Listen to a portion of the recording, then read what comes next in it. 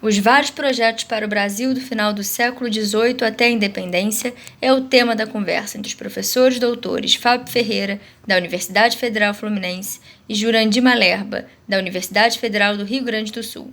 Além disso, ao longo do bate-papo surgem questões relacionadas à ocupação territorial, à escravidão e à monarquia dual, além de personagens como Dom Rodrigo de Souza Coutinho, o Visconde de Cairu e José Bonifácio. Por fim, a conversa foi feita originalmente como live no Instagram da revista Tema Livre. Eu vou pedir para você falar sobre esse trabalho que você está desenvolvendo aí para a editora, para a FGV, por favor. Pois não, Fábio. É um projeto bastante ousado, um projeto editorial desenvolvido pela Marieta de Moraes Ferreira, professora Marieta, editora da FGV, e ela está organizando uma coleção nova, chamada Por uma Outra História do Brasil. Então, vamos lá. Se trata de uma coleção nova da Fundação Getúlio Vargas, da editora da Fundação Getúlio Vargas, e pretende ser uma nova história do Brasil. A coleção se chama Por uma Outra História do Brasil, e é pensada para ser uma coleção em 5 ou 6 volumes, se eu não me engano, e que analisa períodos da história brasileira e dentro de cada período, os projetos de Brasil, ou projetos para o Brasil, que se destacaram em cada momento. Então ela dividiu mais ou menos cronologicamente e convidou pessoas para escrever, me atribuiu escrever o primeiro volume, que é cronologicamente o primeiro volume da coleção, sobre o final do período colonial até a independência. Então eu escrevi esse livro em encomenda da professora Marieta de Moraes Ferreira, era para ser publicado agora em final de abril, mas com essa confusão toda parou, né, o projeto está tudo parado, mas o texto está entregue, já está revisado e está bem encaminhado. O meu volume chama-se Brasil em Projetos.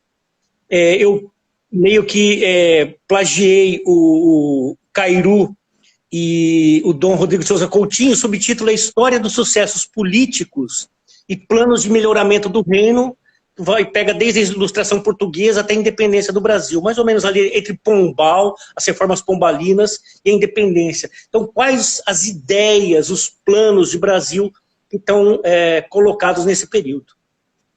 Posso falar? Pode, isso que eu ia te perguntar. Quais são os planos que são colocados nesse período? Então, a minha ideia aqui para essa fala nos 10 minutos, expor o conteúdo do livro, e depois a gente pode explorar mais particularmente partes, capítulos, autores que eu trabalho. Tudo bem? Tranquilo. O pessoal o livro não foi lançado, então ninguém leu o livro, só eu e o revisor. É o spoiler aqui. Pegando a palavra da moda, é o spoiler que nós estamos dando aqui sobre essa coleção aqui na revista Tema Livre. Sim, total. Então, então a gente trata, quer dizer, no âmbito da história, da historiografia, de ideias, de história das ideias. Depois a gente pode abrir sobre os sujeitos que estão silenciados, os sujeitos que são privilegiados nessa análise. Tem muita coisa, lógico que um livro inteiro não dá para a gente esgotar aqui. Mas ideias, projetos, planos, propostas, programas, sistemas, né? Então, ideias para se organizar a sociedade brasileira. Quer dizer, acho que é um tema muito candente na nossa época, nós estamos precisando de plano, né? Que sociedade nós queremos construir, e isso foi pensado ao longo da história inteira, né? Nesse momento a gente está pensando em ideias para se organizar a sociedade, a população, são os temas caros a esses projetistas, como eles mesmos se chamavam. O ordenamento jurídico do país, como é que deve ser, esse parlamentarismo, o presidencialismo, no nosso caso, né? A ocupação do território, as formas de exploração das riquezas naturais, da força de trabalho, questões como educação, como se organizar, né, para quem a educação, qual a educação, são temas candentes para nós hoje, que sempre tiveram em pauta ao longo da nossa história. Produção econômica e tudo mais, né? Tudo isso já foi tema de reflexão de estudo, de muita disputa, antes mesmo do Brasil ser Brasil como corpo político autônomo, antes da independência, né, que pela narrativa oficial está datada de 1822. Estou tentando me hackear aqui, mas tudo bem. Então, esses planos e projetos, eles existiram e conflitaram ao longo do tempo. Se a gente lembrar a primeira metade do século XIX, né, no pós-independência, quando a fragmentação, os conflitos eram uma ameaça real à monarquia, o Brasil era uma entidade em violenta disputa, né, em construção. Na segunda metade do século, quando se impõe a hegemonia da classe escravista, da classe senhorial, dos grandes produtores escravistas do Centro-Sul, sobretudo, né, quando se implanta esse projeto conservador, baseado no regime de terras e de trabalho, a discussão, a briga toda foi em torno da questão escrava, da imigração e da ordem monárquica, né? Depois do golpe da República, a história do século XX é esse suceder de projetos em litígios que a gente vem acompanhando, né, sobre o que era ou o que deveria vir a ser o Brasil, né? Então, o pensamento social brasileiro, assim chamado pensamento social brasileiro, é uma sucessão de grandes intelectuais, outros nem tanto, que fizeram diagnósticos dos problemas do Brasil e ofereceram respostas baseadas nesses diagnósticos, né, desde lá do final do século XIX até os dias atuais, mais ou menos, né? Em comum, todos esses projetos que vêm desde essa época, até 2002, pelo menos, em comum o fato de todos esses projetos, né, que tiveram algum grau de êxito na sua implantação, terem sido feitos à imagem e semelhança e atendendo aos interesses dos mandatários de sempre, né, os mandatários históricos do país. Latifundiários e grandes comerciantes, e depois os industriais, os conglomerados financeiros e tal. Então, o povo brasileiro teve que esperar o terceiro milênio para ver um partido popular ascender ao poder, né? Que foi, esse problema foi resolvido de sopetão com um golpe de Estado, como a gente sabe, em 2016. O que eu estudei nesse livro, né, que eu analisei particularmente, foram os projetos para o Brasil feitos pelos mandatários dessa época, chamado de reformismo ilustrado, no último quartel do século XVIII até o período da independência, né? Então o livro, o escopo dele é atingir um grande público, as notas são notas finais, notas de referências bibliográficas, a linguagem é mais fluida, né, no sentido de tentar mesmo atingir uma audiência maior, e a ideia é essa, de fazer uma narrativa desse processo com ênfase nos projetos. E o que eu fiz foi isso, dividir em 3 partes, e essas 3 partes somam 17 pequenos capítulos que fazem uma contextualização, se quiser, do período, chamando a atenção para os debates que vinham se travando. Então, esses planos e projetos começaram a ser desenhados mesmo antes do Brasil existir como corpo político autônomo, né? Muito antes disso, inclusive. Então, desde meados do século XVIII, a gente já vê ministros, altos funcionários da coroa, súditos devotados, não estavam na administração, mas que escreveram, né, e somaram esforços para estabelecer ideias de como melhor e mais racionalmente se extrair da colônia americana as riquezas que tinha aqui, né? Num momento particularmente crítico para a monarquia, que é esse das guerras entre França e Inglaterra, e em que as pressões tributárias e tudo mais aumentaram substancialmente, não só para Portugal, mas para os 2 reinos ibéricos, né? Então essa reformação, essa ação de reformação foi comum tanto para Portugal como para a Espanha. Em Portugal, desde do Pombal, das reformas pombalinas, e no Império Espanhol, as reformas borbônicas. Então, por que eu mencionei o Pombal, né? A ascendência intelectual do Marquês de Pombal é patente em todos os reformistas disso que o Kenneth Maxwell chamou de geração de 1790. Ele era muito importante, ele foi o mentor intelectual dessa geração inteira, né? Ele foi padrinho de batismo do Dom Rodrigo de Souza Coutinho, para você ter ideia, e protetor desses caras todos e tal. Então, a gente não questiona o compromisso reformista que se inicia com o Pombal e avança com os estadistas, que são herdeiros intelectuais dele, como o próprio Dom Rodrigo de Souza Coutinho, né? Depois o Visconde de Cairu, que é da próxima geração, Bonifácio, né? Todos esses caras são escrutinados nesse livro. Eu analiso propostas, depois a gente pode falar delas. Então a minha questão é outra, né? A gente pensar até que ponto essa autoimagem que esses senhores tinham de si mesmos, como ilustrados, né? Condiz com a experiência prática desses agentes, né? Então, qual que é a extensão dessa gana de mudança, dessa gana reformista que eles queriam, né? O que da realidade eles queriam transformar e o que eles queriam manter? Então, numa época de grande convulsão, de grandes revoluções, por que esse furor reformista dos agentes governamentais lusos, né, e luso-brasileiros, como alguns chamam? Então, nesse sentido, a primeira parte do livro abrange a situação do Brasil nos quadros do Império Português da época moderna, né? Então eu dou uma rápida olhada nas reformas pombalinas, né, que são fundamentais, sobretudo as reformas da educação, da universidade, e aí passo a problematizar o caráter dessa ilustração ibérica, né, as implicações dessa condição colonial vivida pelo Brasil, experimentada pelo Brasil, que alguns chamam de sistema colonial, o antigo sistema colonial. Eu preciso falar que a gente vive uma condição colonial, né, muito longe de pacto. A gente pode problematizar esses conceitos também depois, né? Estudo também ali o alinhamento ideológico, o alinhamento ideológico desse extrato de letrados, né, condutores do Império Português, que foram treinados na Universidade Reformada. Esses caras todos leram os grandes filósofos, os cientistas que estavam começando a aparecer por aí, essa nova modalidade de conhecimento, que é a ciência moderna, né, baseada no método experimental, hipotético-dedutivo, na observação, e por aí afora. E na nascente economia política, né, essa ciência da criação da riqueza das nações, né? Eles todos leram esses caras.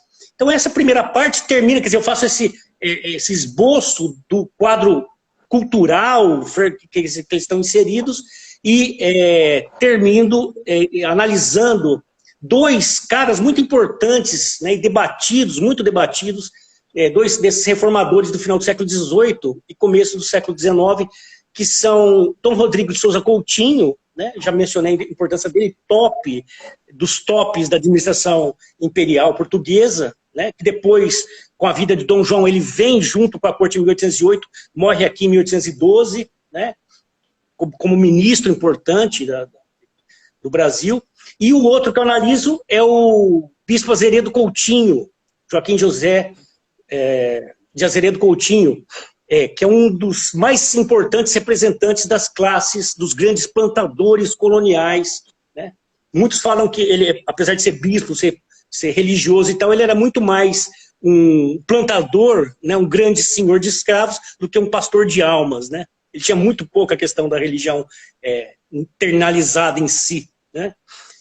Embora com ênfase nesses dois pensadores, né, a análise passeia por outros reformistas dessa geração de 1790, como o Zé Eloy Ottoni, Manuel Ferreira da Câmara, o Luiz dos Santos Vilhena, a gente pode falar um pouquinho deles, João Rodrigues Brito e tal. Mas o foco mesmo é o Dom Rodrigo, né, um cara central que arquitetou todo esse movimento, né, da geração de 1790, e o Azeredo. A segunda parte da narrativa segue com a transferência da corte. Então eu falo, num primeiro momento, o Brasil inserido no Império Português. Depois eu analiso o momento do Império Português que vem para o Brasil, né? Então a transferência da corte portuguesa para o Brasil, eu trabalhei em outros livros e tal, né? No final de 1708, 1807, começo de 1808, né, como desdobramento da guerra continental que está acontecendo na Europa, né, expansão napoleônica, bloqueio continental, aquela coisa toda, a vinda da corte. Então esse é um evento singular, né, na história ocidental, vamos dizer assim, e foi decisivo para esse caráter, essa minha hipótese, minha e da torcida do Corinthians, né, foi muito importante. Corinthians tudo bem, não pode falar Flamengo. Ou do Vasco, né? Aí sim, do Vasco. Então, esse evento foi decisivo para o caráter conservador da independência, né, porque ele promoveu a aproximação do soberano, né, primeiro príncipe regente Dom João, que se tornou rei no Brasil com a morte da mãe dele, a Dona Maria I, né, em 1818 ele é consagrado rei, né? Então a aproximação do Dom João com os altos estratos da sociedade local, sobretudo os ricos plantadores, né, comerciantes de grosso trato, grandes traficantes, o povo endinheirado que morava na América Portuguesa, sobretudo na região do Centro-Sul, particularmente Rio de Janeiro. Então essa aproximação, eu trabalho isso também um pouquinho no livro, foi regulada por uma lógica de corte europeia de antigo regime. Isso é uma coisa muito importante que eu destaco no livro. Quer dizer, a gente está no momento do choque de duas temporalidades, né? Um antigo regime que se esvai, que se desmorona, mas ao mesmo tempo que resiste, inclusive nos planos dessas pessoas, e um novo tempo que surge das ruínas do antigo regime, que é a modernidade capitalista que está bombando, e isso, as ideias liberais, isso tudo está muito presente nesse momento. Então, o projetista, que é o grande esquadrinhador de planos para o futuro, que eu analiso nesse segundo momento, é o Cairu, né, o Silva Lisboa, que foi menos, quer dizer, se a gente pegar os caras da geração anterior, eles tinham planos muito mais concretos de intervenção da realidade, né? Eles eram mais pragmáticos, como alguns autores chamam. Então, pensavam nos problemas das culturas, aclimatação de culturas, tratamento de doenças, domesticação de animais, etc, etc. O Cairu não, o Cairu pensa mais questões gerais, sobretudo de formação do Estado, como se construir um ordenamento jurídico-político para esse país, sobretudo às vésperas da independência, né, depois da Revolução do Porto, e é um cara que foi muito importante por introduzir, né, ser o grande mentor da introdução do pensamento liberal do Adam Smith, né, ele foi tradutor do Adam Smith no Brasil, teve muito importância, ele foi diretor da imprensa nacional, então isso facilitou muito o trabalho dele. Então, ao mesmo tempo que era leitor de Adam Smith, foi tradutor de Edmund Burke, quer dizer, tem uma disputa também pela memória desses caras. Uns falam que ele era um grande liberal, introdutor, né, abriu os portos, etc. E outros falam que não, que era um tremendo de um conservador, né, tá lá nas memórias dos benefícios políticos do Dom João VI, né. O Cairu falava dele porque o segundo momento analisado, a segunda parte do livro, é desse da corte no Brasil. E ele foi um intelectual de grande importância, junto com outros, né, com uma legião de outros autores. Mas ele foi talvez o mais importante autor desse momento, dentre os projetistas, ou os caras que pensavam os problemas, faziam diagnósticos dos problemas brasileiros e apontavam soluções. As soluções do Cairu eram mais teóricas, cá entre nós, né? Ele já estava lá lendo o Smith, tentando aplicar aquelas noções para a realidade brasileira, mas se a gente pegar as coisas, os escritos antigos dele, tem uma carta dele para o Vandelli, do final do século XVIII, em que ele rasga, quer dizer, ele não tinha lido talvez o Adam Smith, e falou, não, o Brasil, a vocação dele é agrícola, igual hoje a gente escuta ainda, né? O agro é pop, o agro é tech, o agro é escambau. Vários desses caras que eu analiso no livro reproduzem essa ladainha da vocação agrícola do Brasil, que não podia industrializar, que tinha que mesmo desindustrializar, né, que é um negócio que a gente está assistindo, infelizmente, hoje, né? A gente vê o Parque Industrial Brasileiro, que a gente tem que ser fornecedor de commodities para o mercado internacional. Aí vem uma Covid e quebra tudo, né? Vem uma Covid, vem uma pandemia dessa, quebra esses paradigmas todos. Sim. Ficou muito evidente, né? A gente não pode deixar toda a produção industrial de itens de saúde com a China ou com um único país, porque é o caos, né? Mas aí eu analiso o Cairu, nessa segunda parte, né? As observações sobre a franqueza da indústria, observações sobre o comércio franco e tal. E sobretudo, as observações que ele faz sobre como deveria ser a configuração de um novo modelo de Estado, a partir, sobretudo, da elevação do Brasil ao Reino Unido em 1815. Era um grande debate, vai discutindo. isso, né? Como que era. Quer dizer, isso vai estourar depois lá nas cortes de Lisboa, né? A saída, a independência foi um pouco isso. Quer dizer, os caras estavam pensando como viabilizar um Estado sediado em 2 continentes e aonde iria ficar a sede, por exemplo, os tribunais e tal. E os caras não deram conta, né? Então, como organizar esse Estado? Muitas pessoas estavam pensando nisso, né? Isso é a segunda parte. E a terceira parte é a questão da independência propriamente dita. Quer dizer, eu não faço um escrutínio detalhado do processo de independência, nem factual, nem nada. Eu faço um passe-patur, né, porque talvez o fato mais visitado da historiografia brasileira seja a independência. Eu mesmo já trabalhei com isso ao longo de décadas, né?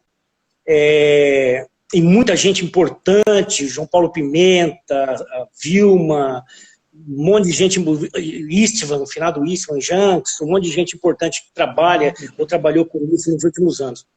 Mas, enfim, o pessoal todo do Modos de Governar, o pessoal do Rio, o pessoal da UF, da UF, né? Aliás, um beijo pro pessoal da UF, sou filho da casa também. Mas, então, a terceira parte do livro, né, parte final, nessa terceira parte eu tento esboçar um quadro do processo de independência. As questões, os personagens, os agentes mais importantes envolvidos, né?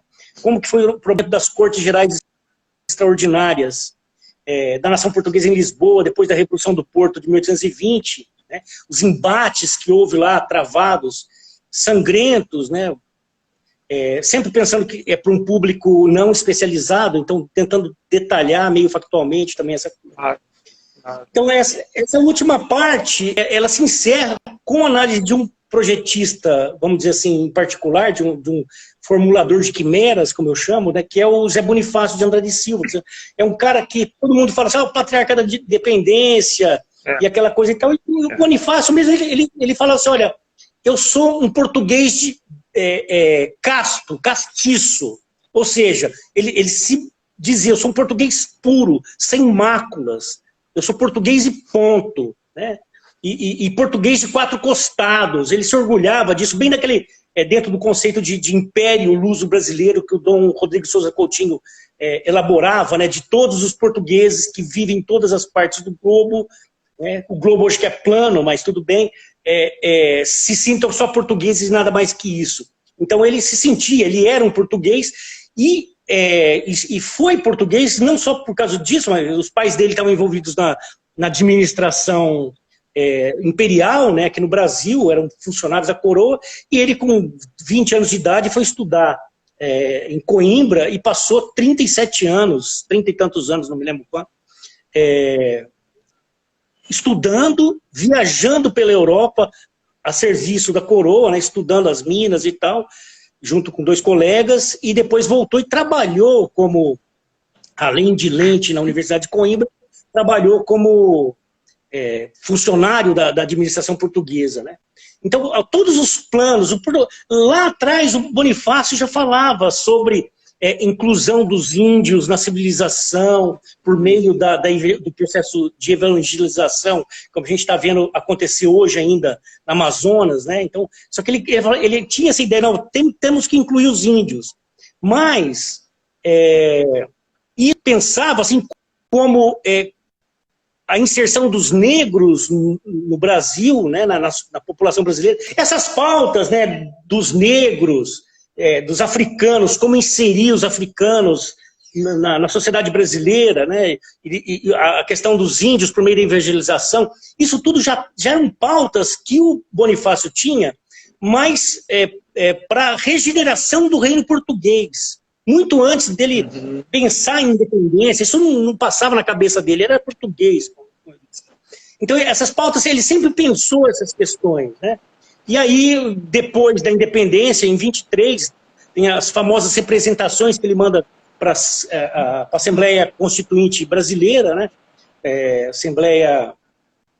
Para a Assembleia Constituinte, que estava fazendo a Constituição de 1800, que só saiu em 1824 outorgada. Então ele queria discutir isso, olha, né, a representação sobre os índios. Como é que a gente vai inserir os índios e tal? Então, aí eu trabalho esse polêmico personagem, né, da independência, que foi elevado, né, pela historiografia posterior e por um processo de construção da memória, como um mártir da independência, como um patriarca, ele foi elevado ao panteão dos heróis nacionais, né? Analiso um pouco da trajetória e desses planos ousados que acabaram arrebentando nas mãos dele, desse país nascente. E aí? Né? Mas também dou uma passeada por outros caras mais rapidamente, como Silvestre Pinheiro Ferreira, que era um português conselheiro Dom João VI, também pensou muito a questão do Estado. Francisco Soares Franco, né, tem um ensaio parecido com o do Dom Rodrigo Souza Coutinho, que é um ensaio sobre os melhoramentos de Portugal e Brasil, de 1821, e é interessante que o Bonifácio dialoga diretamente com ele, cita as propostas do Soares Franco, criticando, não era bem isso e tal, né, o Antônio de Oliva Siqueira e outros. Né. Então, o Bonifácio é uma figura fascinante, né. Muita gente acha que a gente tinha que ter tido uma Revolução Francesa, ou uma revolução à moda da Revolução Francesa, faltou-nos um Danton, Robespierre, para passar o cerol nessa turma toda, mas ele foi um cara importante, quer dizer, ele é um cientista sábio com reconhecimento na sociedade científica internacional, né, reconhecido por isso, e ele atuou de maneira muito decisiva na independência, desde que, quando as cortes chamaram, né, foram convocadas,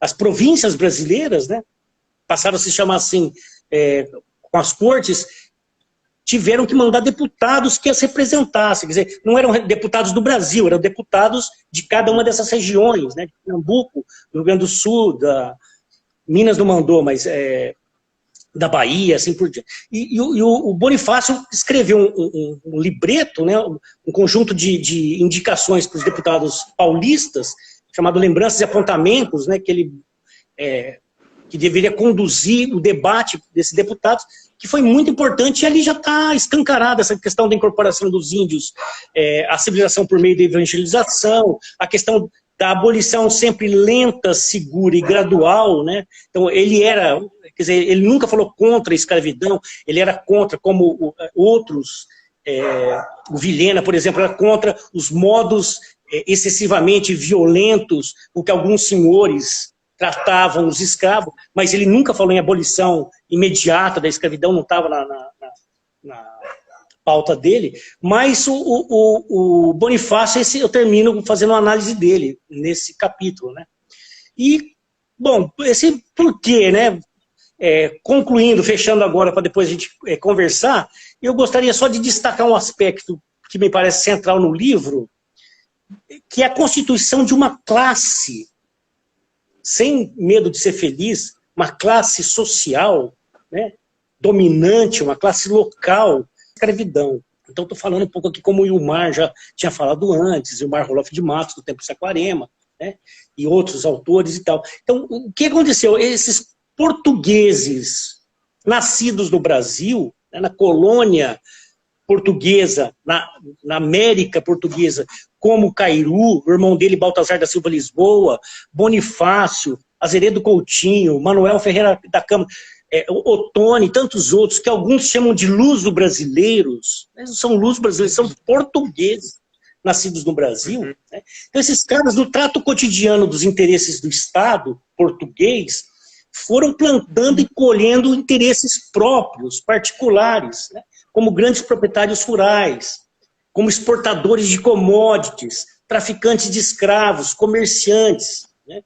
Eles foram ganhando status social, inclusive por causa da administração, da inserção deles na administração lusa, né? E foram ganhando projeção política nos circuitos coloniais, formando claro, né, dos seus herdeiros, casavam seus filhos e filhas uns com os outros e tal. Então, principalmente a partir da segunda metade do século XVIII, a gente assiste, parafraseando o Thompson, né, ao fazer-se de uma classe social, né, uma classe nascida crioula. A partir da segunda metade do século XVIII, eu dizia, a gente assiste a esse fazer-se de uma classe social nascida crioula, né, nascida crioula. mas que se diferencia essa classe a partir de interesses econômicos de classe proprietária de terras e de escravos, né? A beneficiária maior da condição colonial do Brasil. Né? Então, uma classe camaleônica, uma classe que foi monarquista convicta, fiadora da unidade do império, quando ela esperava de Lisboa as nomeações, as distinções que ela tanto prezava. Né? Aí ela foi republicana quando ela viu no republicanismo potência para enfrentar a pressão tributária da coroa que ameaçava seus interesses, né? Como foi, por exemplo, o caso na Inconfidência Mineira. Os caras não queriam pagar imposto, não queriam pagar tanto imposto. Né? Aconteceu que depois da Revolução Haitiana, a Revolução de São Domingos, em 1794, essa classe percebeu que uma república não ia ser solução, por causa do gradiente de cor. Olha, não dá para ser uma república, incluir todo mundo, os cidadãos aqui, né, que a gente vai perder nossos privilégios. Né? Então, a república ia ser uma condição, uma ameaça para a condição privilegiada dela. E ela se reconciliou novamente com a coroa. Falando dessa maleabilidade, desse efeito meio camaleônico que essa classe tem. Né?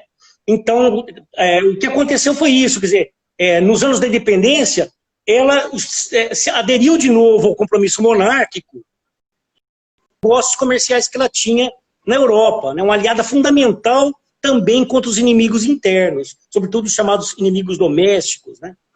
E ela abraçou a independência, essa classe, né? Ela bancou a independência quando acontece a cooptação de Dom Pedro. Dom Pedro estava à margem, era um zero à esquerda, né? Ele foi elevado a protagonista quando essas classes, sobretudo do Centro-Sul, cooptaram e falaram assim, não, vamos agora fazer a independência e tal, pela via conservadora. Quer dizer, não cogitar, não vai ser república, não vai abolir escravidão, nada disso. Né? Fizeram isso quando a metrópole, em vez de ser uma alavanca, passou a ser um obstáculo para os interesses de classe que ela tinha. Então, talvez essa seja a tese fundamental, o foco fundamental, é mostrar como essa classe senhorial, escravista, proprietária de terra foi se constituindo e foi ela que bancou a independência do modo como ela aconteceu. Né? Finalizando mesmo, né, então esse livro começou a ser pensado, a partir do convite da Marieta, em 2016, né, 3 dias atrás, foi o 4 anos do Dia Mundial da Vergonha, né, que o Congresso Nacional aprovou o impeachment, né, a condução do processo de impeachment da Dilma. Né? Então, esse livro começou aí nesse período. Quer dizer, ele traz, infelizmente, as marcas das derrotas que a gente vem sofrendo, né? Não apenas no campo da política institucional, né, mas dessa regressão nos próprios marcos civilizatórios que a gente tinha a partir da Constituição Cidadã de 1888. Né? Então, esses golpistas de 2016, eles são herdeiros. O meu recado de hoje dessa live, a primeira live que eu faço, eles são herdeiros da classe senhorial. Dessa classe senhorial forjada na colônia, consolidada no império, repaginada ou ressignificada, como quiser, na república. Né? Então, aqueles que bancaram a interrupção do curto círculo democrático, né, que começou em 1988, com o Pacto Republicano que sustentou a Constituição Cidadã, né, essas pessoas talvez não soubessem que elas estavam abrindo uma caixa de Pandora, da qual a gente viu revoar essa legião de fundamentalistas de direita, né, prontos para defender contra todas as regras do jogo democrático, a instalação de um governo cujo plano, cujo projeto de Brasil, né, que ele nunca defendeu publicamente, se sustenta no ataque visceral contra o próprio Estado, contra a soberania nacional, contra os direitos mais fundamentais das pessoas. Então hoje nós assistimos, em pleno desenvolvimento, um improviso de um conjunto de intentos, de ações, mal a gente pode chamar de plano ou projeto, isso que está aí, contra os interesses do Brasil, né, e da maioria dos brasileiros. Então esse livro eu escrevi como uma singela contribuição para o debate, para a historiografia, mas mais urgente ainda, para esse debate sobre quais planos, projetos e ideias, né, atendem de fato aos anseios do povo brasileiro. Vou ficar por aqui para a gente abrir e fica à vontade, passa a bola. Vou tomar uma aguinha, porque ninguém é de ferro. Muito obrigado, Fábio. Não, agradeço a você. Olha, sem dúvidas aqui a gente tem muito o que falar, é aquela história. Se deixasse, o Instagram permitisse, e além de 1 hora, eu acho que a gente ia virar aqui, que tem muito pano para manga. Mas vamos pegando aqui algumas questões, tanto de alguns personagens, algumas palavras que você usou, alguns momentos eu até vou flertar com algo mais, meio contrafactual, digamos, né? Por exemplo, essa questão, e também até algumas coisas que vamos dizer, o senso comum fala da história do Brasil. Seria viável esse Estado em 2 continentes mantendo um status do que se conseguiu aqui no Rio? Não, absolutamente não, porque muitos fatores, mas talvez o principal deles seja a questão da escravidão. Ela não havia como compatibilizar você ter súditos, para a gente não falar cidadãos. Alguém está perguntando sobre cidadãos, se eu concordo com o Zé Murilo de Carvalho ou não. Eu sempre concordo com o Zé Murilo de Carvalho, mas não havia como compatibilizar uma unidade nesse Estado, nessa monarquia dual, com 2 classes de cidadãos livres e não livres. Esse foi o grande nó que os caras não conseguiram resolver. Até o final, os representantes das diversas províncias, mais os do norte do que os do centro-sul, os caras estavam alinhados, eles queriam uma solução conciliatória, né? Essa tradição, infelizmente, conservadora que a gente tem no Brasil, que vem daí. Mas eles foram até no limite, até que chegou um momento e falaram assim, olha, não dá para resolver. Aí outras questões pontuais, sobretudo de ordem jurídica, né, onde que vão ficar as decisões finais dos tribunais. Se o cara apela aqui no Rio de Janeiro, mas aí vai ser julgado lá em Lisboa, e aí uma série de coisas que vão se acumulando e os caras não conseguiram. Mas eles tentaram até o último momento chegar a essa solução que não foi alcançada. Essa é a questão. Uhum. Certo. Eu consegui recuperar uma última aqui do Gerardo sobre o plano do Bonifácio de embranquecimento da nação. O senhor tem alguma colocação? Sim, precisa a questão, muito oportuna, eu agradeço ao seu Gerardo, porque Bonifácio tinha essa ideia. Isso é muito interessante. O Bonifácio foi derrotado, embora as posições dele eram conservadoras aos nossos olhos. Quer dizer, se você vê nos escritos dele, ele usar aqueles argumentos, ele fala assim, olha, tem que acabar com a escravidão, de maneira lenta, segura e gradual, para não desestabilizar o sistema produtivo, etc, etc.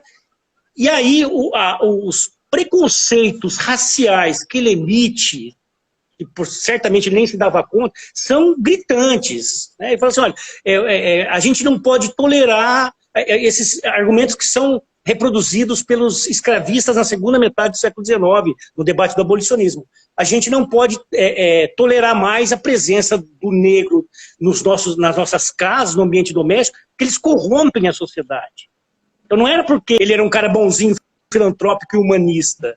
É porque, quer dizer, é lógico que tem muito de argumento, a gente não sabe o que é retórica que ele está utilizando, quando ele está blefando, quando ele acha, mas se pegar as emissões de juízo de valor que ele faz, em vários momentos ele é muito preconceituoso, tanto contra negros quanto contra índios.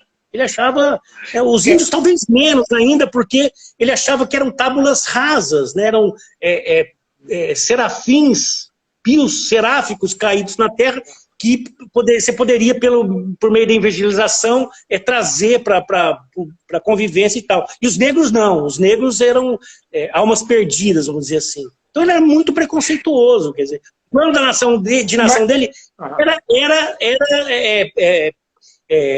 continha esse gradiente do embranquecimento, sem dúvida. Né? Vamos usar, até ele fala isso, vamos utilizar o tráfico negreiro enquanto não houver outro jeito. Mas depois, se a gente quiser uma nação sem máculas, a gente vai ter que parar com o tráfico para clarear, branquear a sociedade. Jurandir, mas como muitos dizem hoje em dia em relação à classe política, seria o José Bonifácio o menos pior da época dele? Não sei não sei se não é anacrônico, mas ele tinha uma postura que, tanto é que ele perdeu, né? Eu chamo ele de arquiteto de quimeras, porque, diferentemente de outros que formularam planos para o Brasil nessa época e um pouco antes, né? Os planos dele não se realizaram, nada aconteceu. Por mais que assim, vamos fazer devagarzinho, papapá, não deu certo, quer dizer, são planos vencidos. Ele foi rejeitado, tanto é que no processo da independência, a primeira coisa que fizeram foi escantear os Andradas, né? Ele só voltou depois, lá na abdicação, quando ele vai ser tutor, mas ele foi escanteado. Quem mandou era o grupo hegemônico, né, do Ledo, do pessoal lá, dos maçons e dos plantadores arraigados, né, na grande lavoura e no tráfico intercontinental. O Bonifácio, para eles, era uma ameaça. Porque, em linhas gerais, resumidamente, ele seria uma ameaça a esse grupo, porque as ideias dele, ao ver desse grupo ameaçavam os interesses diretamente, como a gente vai acabar com fazer uma transição lenta, segura e gradual da escravidão. Esses caras não queriam saber falar de abolir a escravidão.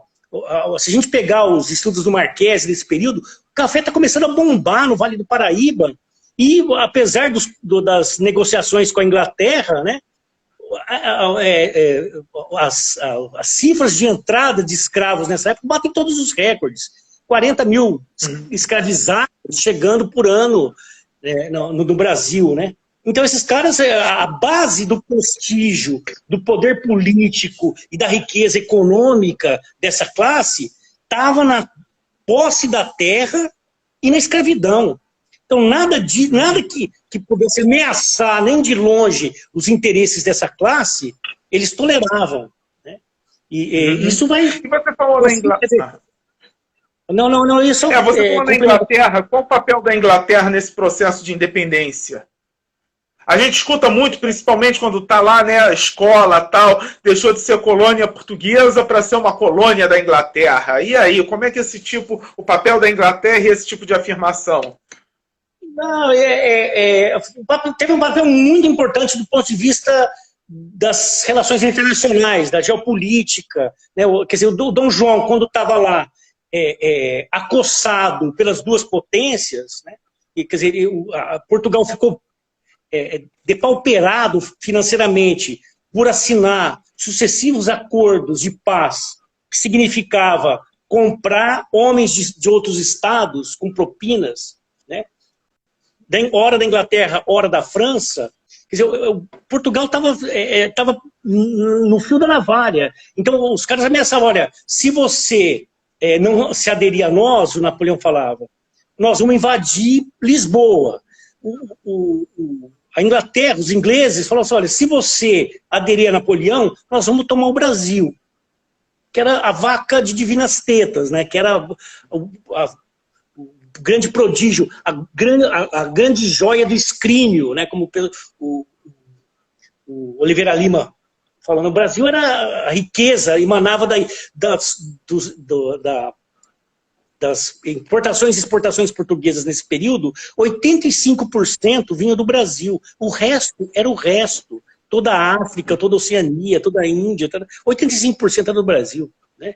Então, aí o Dom João tergiversou quanto pôde. Quando os caras ameaçaram para valer, a escolha dele não teve dúvida. Ele falou, eu vou para o Brasil, a minha riqueza está lá, né? Sim. O meu Fausto da coroa vinha do Brasil. Se ele ficasse em Portugal, ele ia acabar perdendo tudo, mais cedo ou mais tarde. Então, e veio para o Brasil acompanhado de quem? Da Armada Britânica, né? Chegou aqui Beresford, os caras se infiltraram no aparelho de Estado português. Estavam trabalhando junto com o Dom João, compartilhando com ele, né? Então o negócio foi muito importante. Tanto é que em seguida fez assinar os 2 tratados de 1810 de aliança e amizade, de não sei o que lá, em 1808 e 1810, e teve benefícios que vão, ao longo do século XIX, a grande beneficiária é a Inglaterra, né? O Brasil, quer dizer, só é reconhecido como corpo autônomo, quer dizer, tem também a guerra geopolítica dos Estados Unidos com a Inglaterra. Os Estados Unidos tinham se emancipado, quer dizer, interessava para os Estados Unidos ter um país livre aqui, e não uma colônia da Inglaterra. Então ele foi o primeiro país a reconhecer a independência brasileira, né, antes mesmo que Portugal. Mas a Inglaterra, no século XIX, foi a primeira e a grande beneficiária, né, em termos de política econômica, de finanças, em termos financeiros e por aí afora, não tem dúvida. Eu vou dar uma passada rápida nas mensagens. O seu Gerardo agradece e bota que os nossos livros do ensino fundamental trazem uma imagem de um Bonifácio herói, e não esse outro caráter explanado. O Vinícius Araújo... É muito interessante essa colocação, porque, inclusive, esse agora é o meu projeto de pesquisa que eu estou desenvolvendo. A gente está às vésperas do bicentenário da independência, né?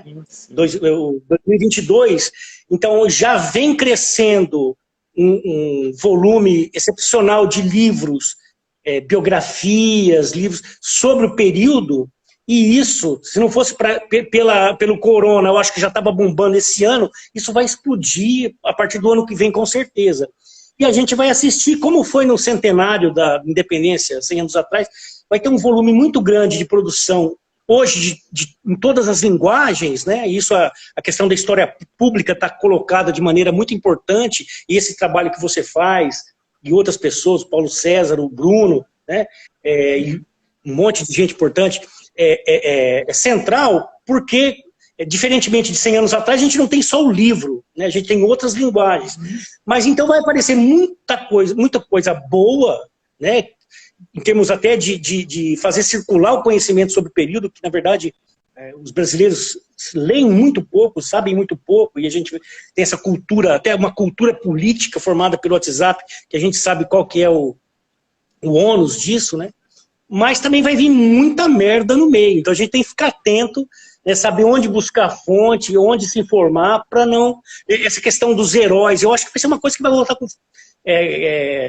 força total, né? O panteão nacional, reabilitar figuras, etc, etc. Eu acho que a gente tem que desconstruir tudo, botar tudo no chão, né? Passar o cerol nessa turma toda aí.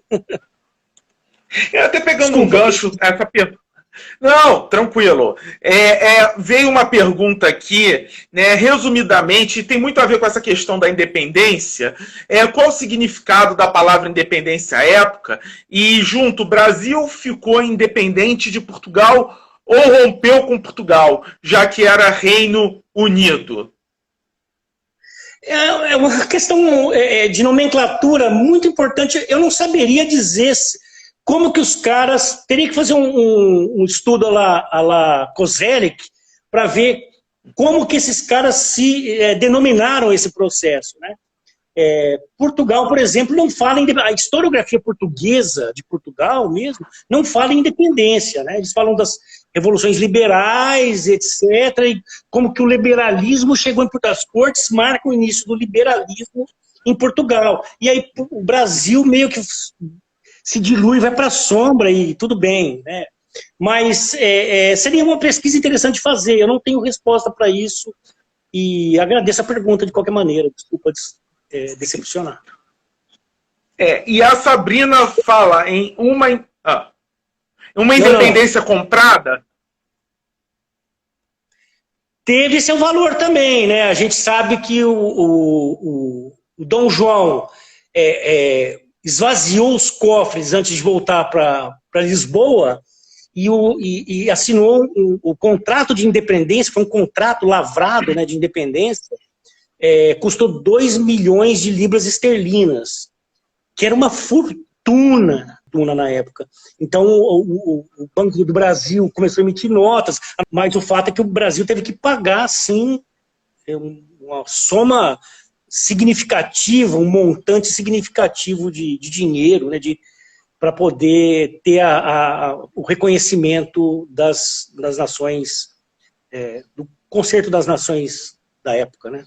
Jurandir, infelizmente o nosso tempo estourou.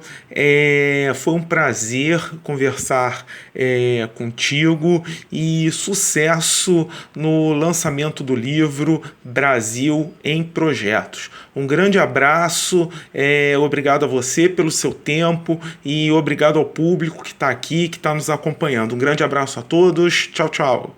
Agradecemos a todos por terem acompanhado o nosso podcast. Se inscreva no nosso canal e acione o sininho de notificação para você ser informado sobre os nossos novos podcasts e vídeos. Por fim, acesse o nosso site e confira entrevistas, artigos acadêmicos e muito mais. Revistatemalivre.com, desde 2002 fazendo história.